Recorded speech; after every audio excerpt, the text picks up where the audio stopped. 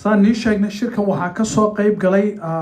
shirkan samata bixinta aan ugu talagalnay deegaanka inaanu kaga hadalno xaaladda ka taagan. waxaa ka soo qayb galay qaybaha kala duwan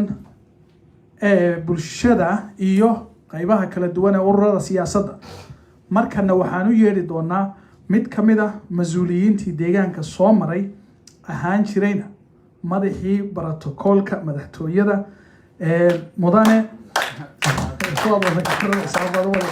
cabdiqaadir sheekh axmed ku soo dhawow.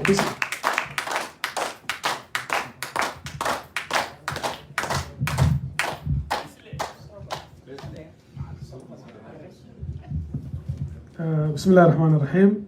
marka hore dhammaan waan salaamayaa marti sharafta meesha isugu timid rag iyo dumarba iyo dhammaan dadka inagala socda media-ga. waxaan leeyahay salaanta islaamka assalaamu calaykum waraxmatullaahi wabarakaatuh. marka intaan ka gudbo muhiimaddii shirka waa laga hadlay badi wax badan inuu sii dhiman yahay malayn maayo. muxuu ahaa waxaan horta marka hore aan halkan uga dirayaa tacsi ballaadhan wiilashii dhalinyarta ahaa ee lagu laayay aw bare ee curdanka ahaa sanadkan marayay waxbarashada jaamacadda gelayay sida foosha xun loogu laayay magaalada aw bare baan halkan horta tacsi hawada u marinayaa. waan ka xunnahay dhibkii soo gaarayna waa idinla wadaagaynaa insha allahu isbeddelna waan rajaynaynaa xuquuqda ay leeyihiin iyo dhibkaa loo geystay lagu mariyo. intaa markaan ka gudbo arrimaha abaaraha kulley aad baa looga hadlay oo dadkii iga horreeyey baa ka hadlay. abaartanna ilaahay baa keenay, ilaahay ka sokowna maamul xumo iyo qorshe xumaad moodaa inay ka dhacday meesha. taasina way noo wada muuqataa. intaa markaan ka tago saddex arrimood baan jeclaa caawa inaan ka hadlo walow waqti yaro qabow lagu jiro. saddexda arrimood waxaan u baahnaa bal horumarka hore inaan isla fahanno mas-uulkan in hortaagan deegaankeenna maanta maamulaya horta waa kuma, siduu u shaqeeyaa, siduu bal ummadda marka uu go-aanada xafiiska gaarayo siduu horta wax u maamulaa. inaan bal idin yara ifiyo horta shaksigu sidoo u shaqeeyo, maxaa yeelay maadaama aan la soo shaqeeyey khibrad intii aan la soo shaqeynayay kooban ahayd. waxaan doonaya markaanaan idin yara ifiyo bal horta saddex arrimood go-aanada xafiiska iyo xafiisku ku jiro siduu bal horta ninkan uga shaqeeyaa. waa kow, social media-ga siduu u isticmaalaa. ta saddexaadna xidhiidhka ee nagala dhexeeya innaga iyo qowmiyadda xabashida ma hadda unbay nagu soo booday miyay soo jirtay horta waa qaabkii. saddexdaa arrimood baan horta idin yara taabanayaa maxaa yeele confuse badan baa wuxuu ka jiraa ninkan horta muxuu yahay because of midabkii uu marka hore ina tusay iyo kan hadda inoo muuqda farqi badan baa u dhexeeya. marka waan wareeray, argagax baa inagu dhacay.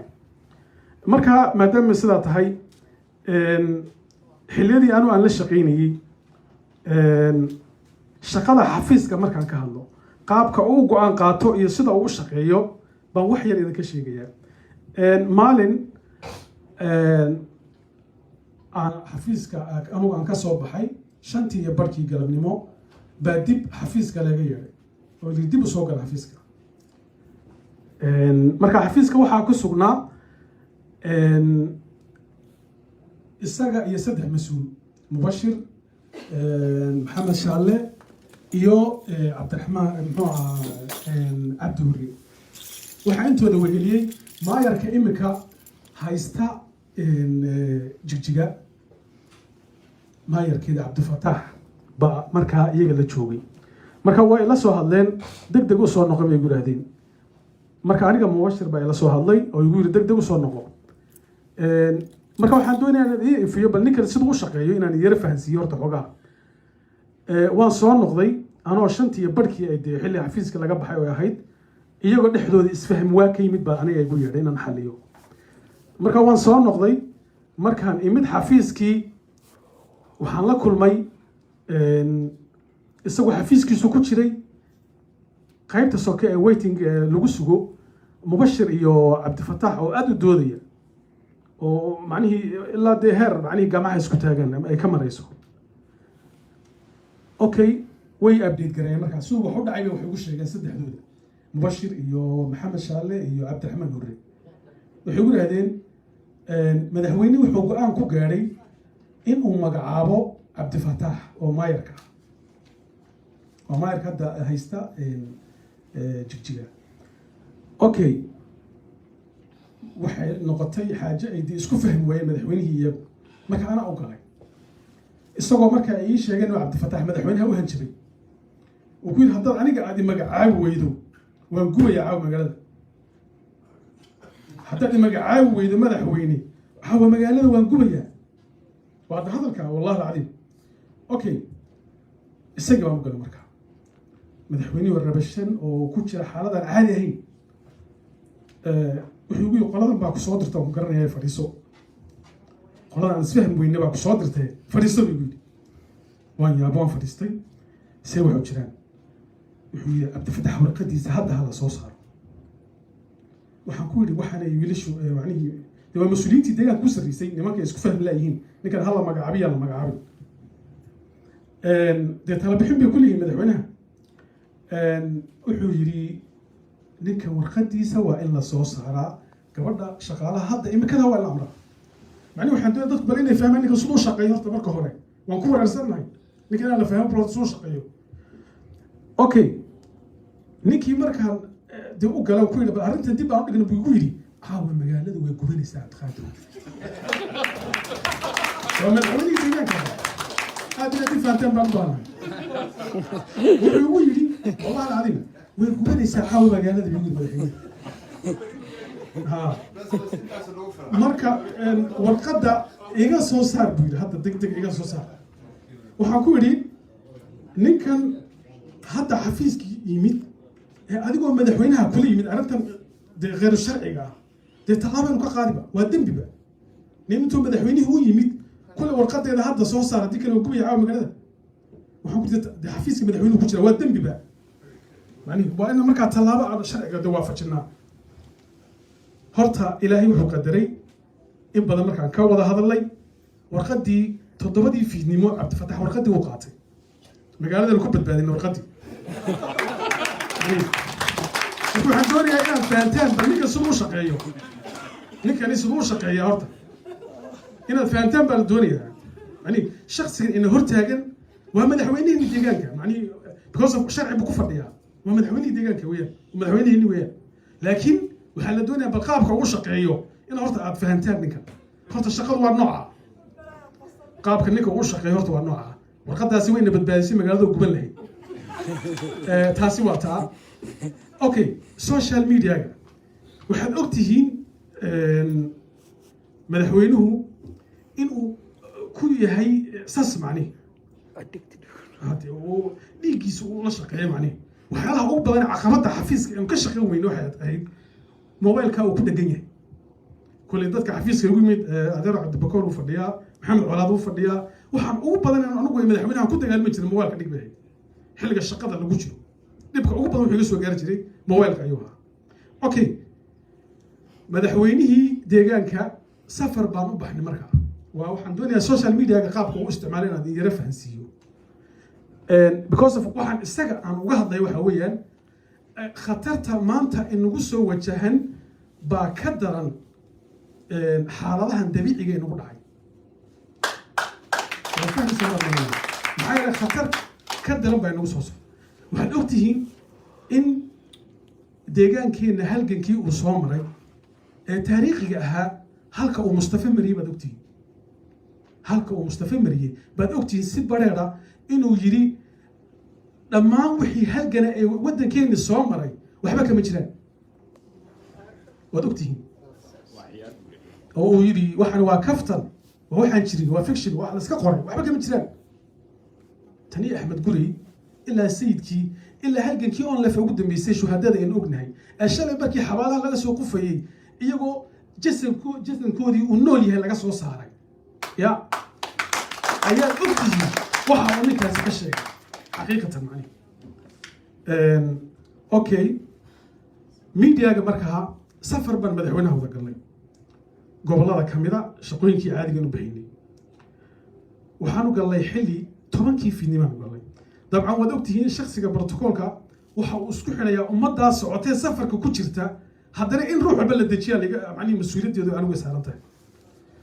kolkaan hawshaa ku mashquulay kowdii baan dhinaca dhulka dhigay macnihi miidiyaga qaabka uu ku yahay baan idinka sheeganaya waxaa weeyaan madaxweynihii kowdii labadii iyadoon gaadhin baa laysoo toosiyay aniga olu madaxweynaha ku doonaya deg deg u soo kaca waan soo kacay maxaa jira ruuxa ii yeedhayaan hataa wejigiisa sahlan uma arkaba war maxaa dhacay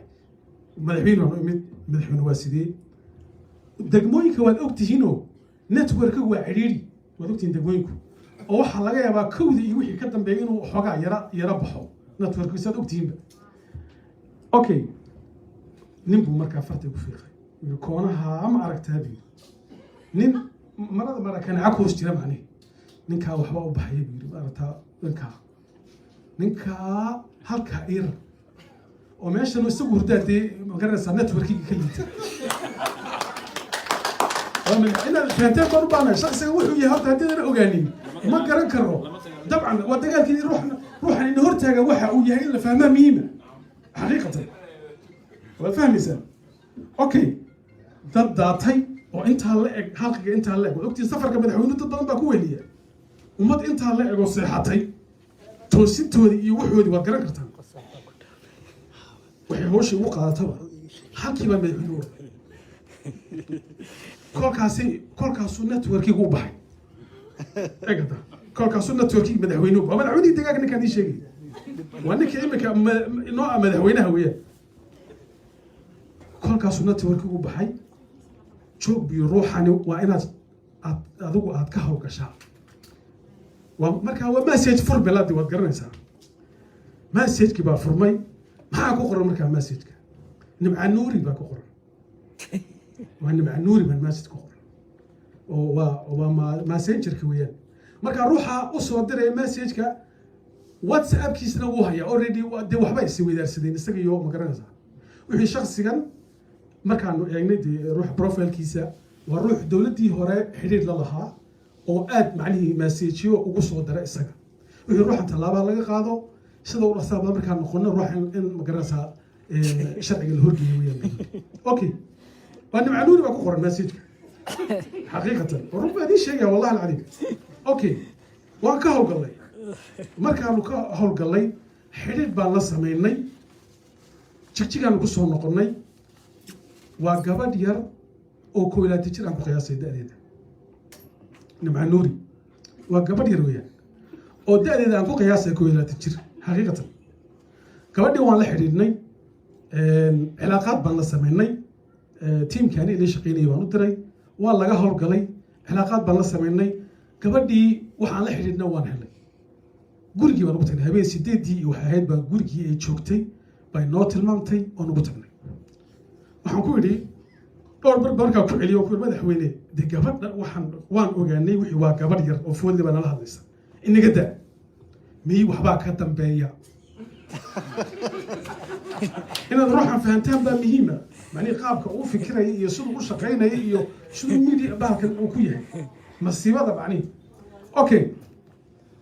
gabadhii waanu u tagnay gacantaan ku dhinay gabadhii waa gabadh yar gabadhii baan eegay markaa waxa ay madaxweynaha u dirayso macnihi aniga igu noqotay argagaxa waxa weeyaan gabadhu waa suurtagal ilmo yar in la adeegsado oo dad waaweyn ay ka dambeeyaan waa suurtagal way dhici kartaa laakiin gabadhu maxay qoraysaa waa gabadh yar oo foodle waxay gabadhu qoraysaa xagjar down unbay qoraysaa wax kale ma qoraysaba haddii aad ii dhegaysta waa waxaan u joogaan idiin sheegaya gabadhu wax weynba ma qoraysaba xagjar down unbay qoraysaa waa gabadhaan ifortiga intaa leeg aan ku bixinay aan xaafadii galay in hooyo carruur haysatoo sastay dee xaafadaan anagoo ciidan iyo wax wadano isleena balaaya ku jirta ma ku socotaan ma gaadheedana suuxayantaa ma ka fadhiisan lahay in horta madaxweynaha deegaanka fahantaan baa la doonaya wuxuu yahay horta ninkan ina hor taagan huis horta muxuu yahay weli maydaan fahmin baan meenaya okay gabadhii mucjisaygu noqotay waan yaabay waxaan ku idhi markaan gabadha arkay iyo xaafadii islaantii argagaxday maxaa dhiboo jira hooyo maxay samaysa maxay isku dhacay islaantii waxaan ku idhi ma wax dhiba ma jiro gabadhii baan ku idhi ciddaad la xiriiraysid waad garanaysaa kastar haa waan garanayaa waxay ii sheegtay gabadhu inay xukuumaddii hore dad kamida calaaqaad la lahayd ay dee macaamiil iyo dee asxaab ay ahaayeen oo dee taageero u ahayd madaxweynihii hore okay waxaan ku ciddaad wax la xiriiraysid waad garanaysaa in madaxweyne haa waan garanayaa yaa ku siiyeyo ruux baa isiibatar nambarkiisa whatsappka macnihi waxay qoraysana gabadha waa cagjar dhaw wax kaloo ay gabadhaasi qoraysaa ma jirto inaad fahantaan baan u baahnay ruuxan shaksigan wuxuu yahay horta xaqiiqatan okay markaan arkay xaaladdu halkii maraysa baan kusoo noqday oon ku yiri niyow bilcaadi iska dhig caadi ma tiidi waxaad noo diraysid iyo hawshan iyo waxaan sax ma ah dabcan anigu markaan xafiiska la joogay de waxa saxdana waan ku taageeri jiray waxa khaladkana waan ka diidi jiray anigu dadku badanaa waxay ku mashquulaan hebel marka la eriyey buu wax ka sheegaa bay yidhahdeen ruuxu haddii isagoo la eri wax ka sheegay hadduu isagoo joogo wax ka sheego labadaba muhiimaddu waxaa muhiima shaksigan masiibada ah in laga hortago waxa uu soo wataa muhiima ee muhiim ma aha in marka laga eriyo anuu shaqada xafiiska waan joogay marka shaqada laga qaadayay waa la xidhay anugu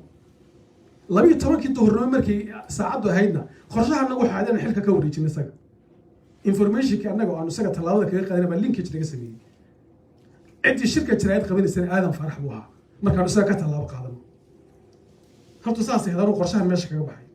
because of waan daraasadeeyey shaksigan waxa uu yahay ummadda halkuu ku wado iyo waxa uu noogu macnihii inoo keeni karo hadda ka hor kilib baan kaga hadlay oon sheegay bilaahi calaykum waa madaxweynihiinni deegaanka waxaan idiin sheegay oon haddana idiin sheegayaa ilaahay baa idinku dhaariyay madaxweyne la garaacay oo la garaacay hadda oo la ihaanaystay ma isleedihiin maanta qadiyad ay Soomaali leedahay wuu soo dhicinayaa ya su-aashana bilaahi calaykum waxaan weydiinayaa madaxweyne ihaano oo dhan loo dhammaystiray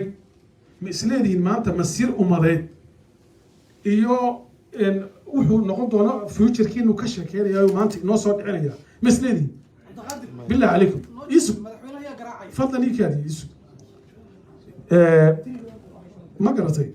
marka waxa weeyaan horta madaxweynuhu qaabka uu u shaqeeyo inaad fahantaan baa loo baahan yahay horta ruuxa uu yahay taa markaan ka imaado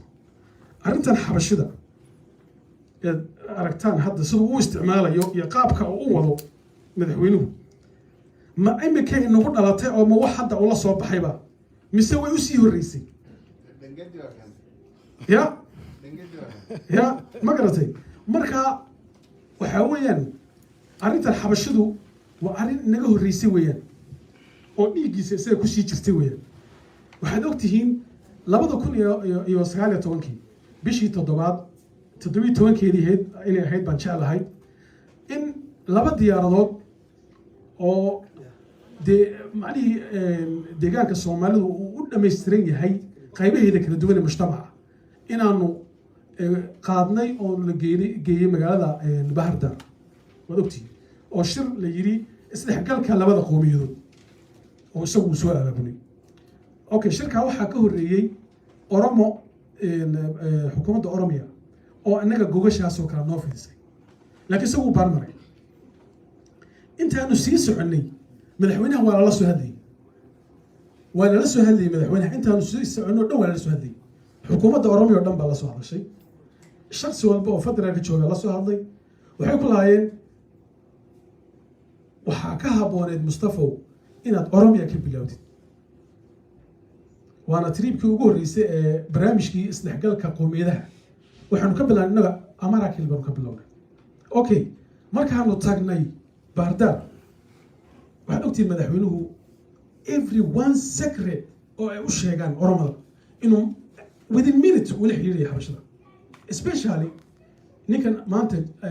haysta intelligence officer Tamasgan iyo Binalfi ninkan hadda peace ministerka wad ogtihiin every second oo ay ku aaminaan muxuu ahaa Oromadu inuu la wadaagay muxuu ahaa xabashada okay xabashi inagu ma danba inoogu jirta aan isweydiino xabashi ma danba inoogu jirta xaqiiqda markaan ka hadalno taa markaan ka soo gudubno okay safarkii baan galnay waanu tagnay meesha wuxuu isagu markaa uu warbixinta uga dhigayaa dhammaan muxuu ahaa dee mas-uuliyiintii xabashida oo fadhida wuxuu ku yidhi cid maanta aan ila soo hadalin ma jirto oonay odhan shirka macnihii ha tegin amarakel macnihii ma tegi kartid marka hore waad inaad oromo xidhiid la samaysaa adoon tegi waa la ii hanjabay gosh bilini gosh jagna mustafa يعني واحد بعد خبطتي هول عجيبة معنيه نجاسية أوكي شركة بس لا تدعي وحدوني أنا بديش هذا شركة جودي سمحها كدعي سدي وحق عينك أنا تاني اللي ولا يعني كان على ود كترته هي هالك ونقوضه هي واحد نك ومعنيه دمع سيء إنه ديجان كنا كسر إن فهمتها من الدنيا معها معنيه حالات بسيطة بالوقت نو بسيط معها والله العظيم نو سومالي الحكومة ما دام ميل هو بان هذا وحكمة ترى ما تشعلي ميديا قبلنا إنا إمادانه حقيقة ما داموا لا يقوم مرتقى هذا إن بدنا لا يقلها هذا بنرتوني تعالوا وحابة يقصي الريبة حالة يهمين هو التلف كيف أفس كم دري بيلك واسقي نشالي يقول حافظ يدور عشرة ودكتير إنه رير كيجي عروتي الدرا وضعي habeenimo uu maray xaafadaydi xalay iyo habeen hore telefonkiisa ka saxaway waa isaga iska daa argadu ii soo diray iska daa tira male uu leeyahay personal attack iga daa no push macnaha personal attack sameynaya mise ninka saxda dhex xaafadeeda u dhacay baa sameynaya bal aan idin weydiiyey macnaha sameynaya mise ninka saxda dhex xaafadeeda u dhacay baa sameynaya personal attack taa markaan ka soo gudbo waxyaalaha isaga dhibaya waan garanayaa حويان إنه قديم الصومال نهاي رقم بين لين نهاي دين بين لين نهاي أخلاقيات باجتها وعلى آخر كل إنك شكايو وإحنا قلنا حديد يا جرتا دب المودي أنا مصطفى وسبب عن كشيء 0.0.0 كم شيء حقيقة وأنا أقول شو بوها لكن واحد أنا مسؤولية ده سهران ومدة اللي قبل بعدين يو خطرت كوع إن أنا لو ده وواجب أنا سهروية isaga waxa dhibaya waxyaalaha qaar kood aan dareemaya no taas ma taas waxa weeyaan damiirka iyo akhlaaqiyadka diinta baynan isiinayna waxyaalaha qaar kood ka hadladii shan waa ceeb weey waxyaalaha qaar kood laga hadlo sirban ayaana intii loo hadlo ma muhiim ma laakiin waxaan ka hadlayaa waxyaalaha ummadan mooraduuga ku ah waa waajib aniga isaarin aan sheego okay bahardar marka aanu tagnay shirkii aroortii la qabtay inaan maqasheen in kala ma garanayo maxaa qolaad uu joogay baan jeclahay shirkaasi waxa kacay professor oo aad isagu u yahay professorada uu isagu uu sida weyn u ixtiraam baa shirkii ka kacay khudbad buu markaa jeediyay professorkii wuxuu yidhi waddankan Ethiopia la yiraahdo waxa uu dhulkiisa waxaan doonayaa inaan macnihii idin yara xasuusiyo maxaa hawaawigan iyo hididiilada iyadoo ognahay xabashidu mar walba inay ku jirto inay u hanqal taagto dhulka Soomaalida in walaalaha nahay iyo badaheeda inay ku xisaabtanto mar walba ay ku taamto ognahay haddana maxaa imika nagu soo cusboonaysiiyay arrintan oo soo dedejinay nin baa ka qayb qaadanaya okay nin baa markaa jeediyey muxuu ahaa hadal buu jeediyey wuxuu yiri dowladda Abyssinia taariikhdeeda markaan dib u eego ilaa Ethiopia waxaan ognahay inaan ilaa Muqdisho anagu aan leenahay waa wax laga heli karo baraha bulshada mobilkeena ku jirta waana la wadaagi doonaa insha Allah magacyo sheegay marka oo wuxuu yiri Muqdisho oo kale waa qays wiil uu dhalay oo Muqdisho baa la oran jiray waa Muqdisho dhulkan ogaadin raasgees la yiraahdo awlaad wax noocaas oo kale ayuu yiri baa la oran jiray waa taariikhda qoraysa anuu ma aqaan taariikhda meel ku qoran tahay kulli cid shay karta ma garan karo waxa inta ka sii daran wuxuu yiri berbera magaalada yiraahdo berbera anaga iska lahayn oo berbera waxa la yiraahdaa bahar bar banaanki bad waa albaabkii badda bahar bar berbera oo annaga iskalo magaca u bixinay waa nin professor oo weyn oo dadka isagu uu road modelka ku daydadi uu ka dambeeyo okay shirkii waxaa ka bilowday markaa markuu saa u hadlay guux badan aad baa loo guuxay soomaalidii aad baa arrintaa uga xanaaqnay waxay garab fadhiyay cabdiwaasac mahdi baa garab fadhiyey oo been buu sheegayaa oo meeshii dhexdeeda ma garanaysaa badan baa uu ka hadlay oo arrinta aad uga guuxay guuxii markaa isagu dadkii buu soo eegaya xagga hore u fadhiya waad garanaysaan wuxuu dhibsanayaa ninkaa loo jawaabayo iyo guuxa innaga naga baxay ayaa dhib ku ah because waa qorshe macnihii cajiiba oo isagu ku qanacsan yahay bartan iyo waxaan laga sheekeynaya okay wuxuu markaa leeyahay madaxweynihii odayaashii musaa kolba gacanta leeyahay anigu la hadlayaayo aamusi buu leeyahay aamusi waa caadi istajiya ku dhe adoo almuhim waxaa meeshii ka hadlay oo codka la siiyey suldaan cabdiraxmaan duulane suldaanka baa markaa codka qaatay suldaanka ninkaa wuxuu akhriyey taariikhdu akhriyey waa beenaale wax allaala wax ka jiraan ma jirtaan taariikhda ninkaa uu sheegay waa wuxuu jeebadiisa isagoo kala soo baxay waana beenaalan oranaya dabcan youtube-kay ku jirtaa waana idinla wadaagi doonaa insha allahu waan soo gelin doonaa hadduu ilaahay suldaankaas siday ahayd u dhigay oo ka hadlay oo si fiican u dhigay waxaan doonayaa inaad fahantaan mucjisada halkay ka dhacday weli ismaynaan gaadhin isaga waxaas dhan lagu sameeyey oo aragtaan wuxa uu noo geliyay lugaha ad aragtaan shacab deegaanka soomaalida ka kooban oo 200 oo ruuxa uu halkaa geeyey baa waxaan u baxnay xilligii nasiishaha baa loo baxay macnihi waxyaalaha aniga argagaxa igu noqotay ee mucjisada igu noqotay bay kamid tahay waxaas markaanu nasiishihii loo baxay dadkii oo cadhaysan mas-uuliyiintii meesha joogay kulli macnihii meeshii loogu talagelay mooy meel kale u kacay iyagoo dhibsanaya wixii meesha ka dhacay xaqiiqatan dhammaan marka qolkii aan isugu nimid ee gaarka ahaa dabcan annagu waan la gelaynaa waad og tahay mas-uulka markaad la socotid dee waxyaalaha khaaska mooy waa la soconaysaa qolkii gudaha aynu ku jirna ee xabashada mas-uuliyiintooda khaaska ay fadhiyeen buu markaa wuxuu leeyahay mustafa wuxuu leeyahay wo gosh buu leeyahay iyo magarmi taariikh macnihii wuxuu leeyahay taariikh cajiiba baad maanta ka hadashay taariikh cajiibaad maanta ka hadashay ninkii professorku macnihii inuu ku faraxsan yahay buu tusayaa taariikh cajiiba markaas waa mucjada macnihii waxay igu daran ee mucjada ahayd bay ka mid tahay wuxuu yidhi taariikh inabaan cajiib ahayn baad maanta soo bandhigtay buu ku yidhi laakiin waxaan doonayaa dhegeysta waxaan doonayaa buu yidhi taariikhdan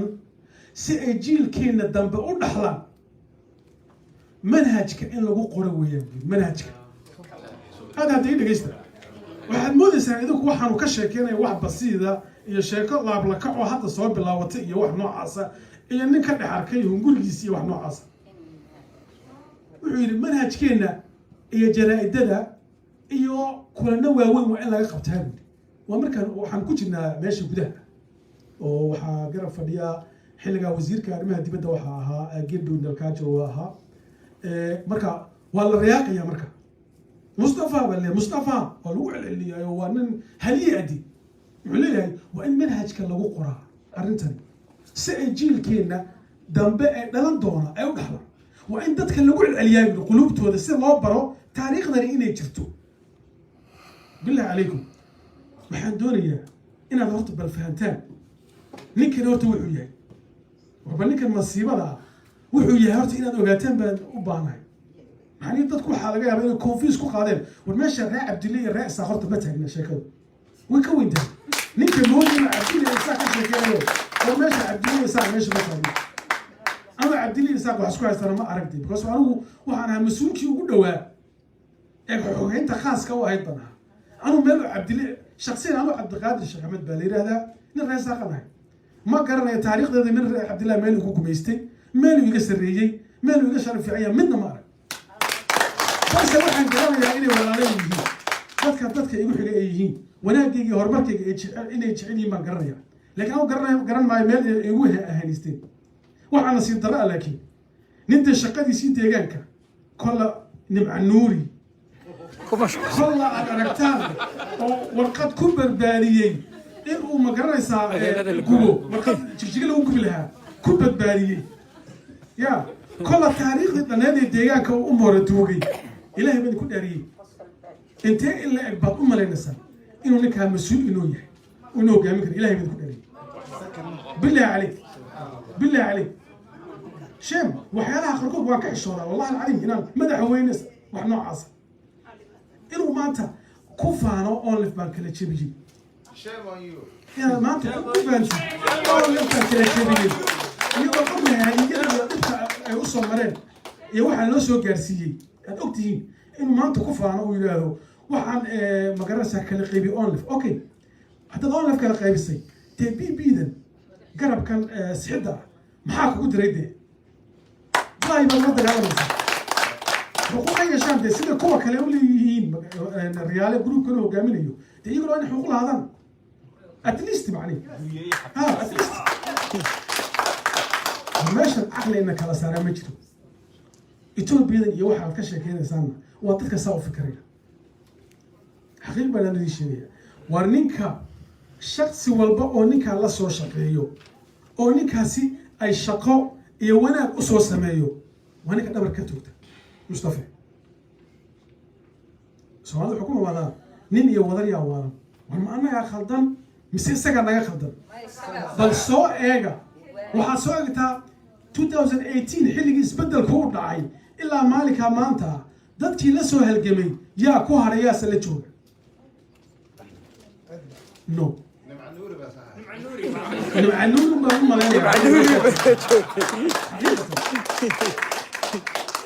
ma garatay marka waxaan ka hadlay waxa weeyaan niman yahow Soomaalidu waxay ku maamaadaa meeha u baahan hadal wax kama tan maanta deegaanku dad baa u kacay dad baa u halgamay dad baa wada arrin miradhal ah waa ninka manhajka ha lagu qoro inay Ethiopia leedahay Muqdisho iyo Berbera ya waa ninka ku qoray manhajka dawladda ha lagu qoro ilaahay baan ku dharay waan soo gali doonaa YouTube-ka waxaan hadalkayga ku soo koobaya dad badan oo waxa laga yaabaa waxyaalo badan oo isagu xaalad abuuray inay ku dawaqaan ha ku dawaqina maamulaya waxa weeyaan media-ga waxa uu ninka leeyahay ugu yaraan 500 oo website iyo 500 oo Facebook leeyahay qabiil walba oo deegaankeena una website macni una u samaysanin majmuuca uga shaqeysan ma jirto walow inta ugu badan isaga uu qabtay عبد الله كان كي كلا كان رزاق با كان وإسقى سمينيا الله رزاق سمينيا marka uu isagu xaaladii abuuro uu yiraahdo Facebook-da uu ku qoro kii kala kana kan baa ka csan maxay waa loo diiday waxa ka akhriyo dadkii qadiyada ee bakasta ahay aqal gaabka ahaa ee qadiyadan saxda u lahaa soo galay markaasuu shad uu baqtiinaya kuwiisi mixnada ah oo shaqay markaasuu TV-ga soo fariisanaya rotan booranayo waxaalaha maalmahan laga wado media-ga sax ma aha labada reer ee walaalaha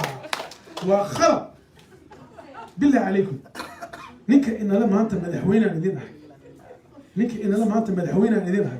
waa ninka caynkaas waa ninka saa fikiraya waxaan hadalkaygu soo koobiyaa waa shucla waa nuur baxaya dhalinyarta halgamaysa ee waddanka gudihiisa joogta waa inaynu garab istaagnaa waa inuuna shirkeenu una noqon shir laablaka ah waa inuu noqdaa miro dhal waa in la garab istaagaa waa inaan u guntanaa hawshaas siday maanta wax uga qaban lahayn aad baad mahadsantihiin assalaamu calaykum